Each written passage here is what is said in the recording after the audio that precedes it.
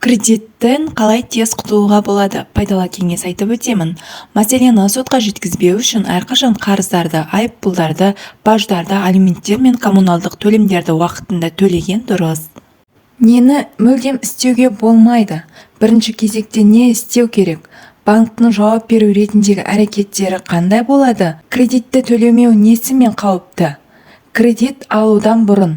Осы тақырыпта айтып өтемін. Тақырып қызықтырса, соңына дейін қараңыздар. Нені мүлдем істеуге болмайды? Кредиттермен тығылмақ ойнауға болмайды. Егер кезекті төлемнің мерзімі өтіп кетсе және төлемнің мерзімі әртүрлі себеп бойынша жылжытылса, онда үрейге беріліп, банктен жасырып қалуға, сондай-ақ мерзімнің өтіп кету фактісін ескермей қалуға болмайды. Осы жағдайда борышты өтеу мерзімнің уақыты басталатындықтан банк өсімпұлдар, айыппұлдар есептеуді бастайды және борышкерге қарсы сот процесін іске қосады. Банктен жасырынып қалу әрекеті тікелей айтатын болсақ қымбатқа түседі. Бірінші кезекте не істеу керек? Банкке өтініш жазу керек. Қазақстан Республикасындағы банктер және банк қызметі туралы Қазақстан Республикасының заңына сәйкес міндеттемелерді орындау мерзімінің өтуі басталған күннен бастап 30 күн ішінде қарыз алушы жеке тұлға банкке жазбаша өтініш ұсынуға құқылы.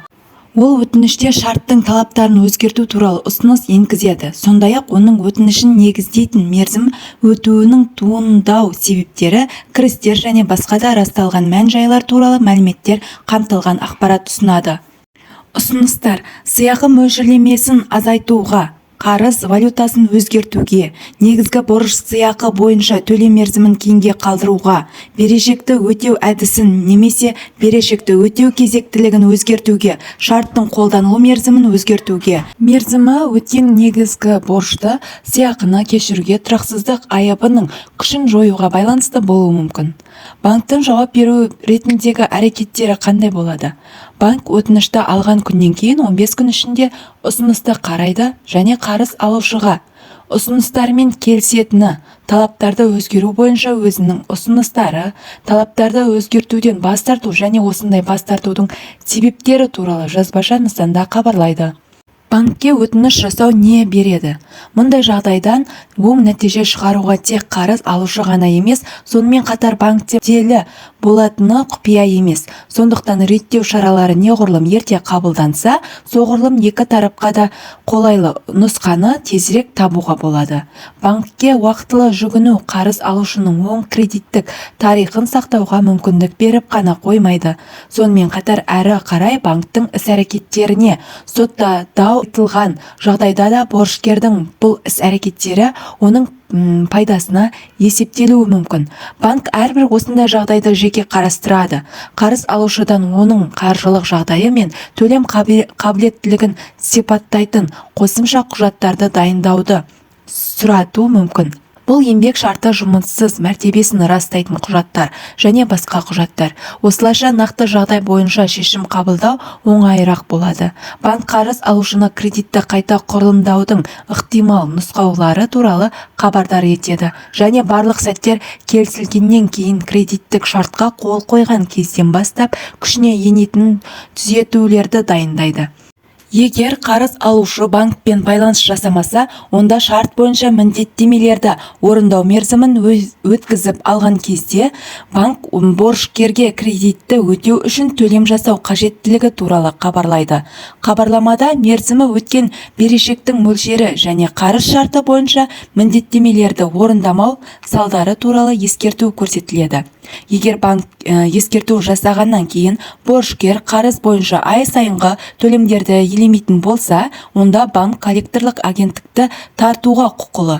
Коллекторлық агенттіктің қызметі жеке тұлғалардың қарыздары бойынша берешекті сотқа дейін өндіріп алуға және реттеуге бағытталған. Сондықтан, егер қарыз коллекторлық агенттікке берілсе, онда қарызды өтеу не оның талаптарын өзгерту мәселелері бойынша борышкер тікелей оған сондай-ақ банкке жүгінуге құқылы. Кредитті төлемеу несімен қауіпті? Біріншіден, кредит беруші банк міндеттемелердің орындалмағаны туралы ақпаратты кредиттік бюроларға жіберуге міндетті болады. Бұл ақпарат сіздің кредиттік тарихыңызда көрсетіледі. Екіншіден, егер кредит кепілдік кредит болса, онда борышкердің кепілдік мүлкі сот арқылы немесе сотқа дейінгі тәртіппен сатылуы мүмкін. Сондай-ақ кредитор банк төлем талабын бере алады. Және борышкердің қосымша келісімсіз белгілі бір сома борышкердің банктік шотынан алынады. Мысалы, жалақыдан алыну мүмкін, бірақ бұл ретте жеке тұлғаның ағымдағы шоттарындағы ақша сомасы кемінде заңда белгіленгеннен күнкөріс деңгейі мөлшерлерінде болуы керек. Егер борышкер мемлекеттік бюджеттен және мемлекеттік әлеуметтік сақтандыру қорынан төленетін жәрдемақылар мен әлеуметтік төлемдерді немесе алимент алушы болса, онда өзін төлеу талабын беруден және банктік шоттардан ақшаны даусыз тәртіппен алудан қорғау үшін оларды есепке жазу үшін арнайы шот ашу қажет. Жәрдемақыларды, әлеуметтік төлемдерді және алименттерді есептеу үшін тағайындалған шот бойынша даусыз тәртіппен өндіріліп алуға заң жүзінде тыйым салынады. Үшіншіден, борышкер елден шыға алмайды. Ол сот орындаушысының қаулысы бойынша шетелге шығуға тыйым салынған азаматтар тізіміне енуі мүмкін.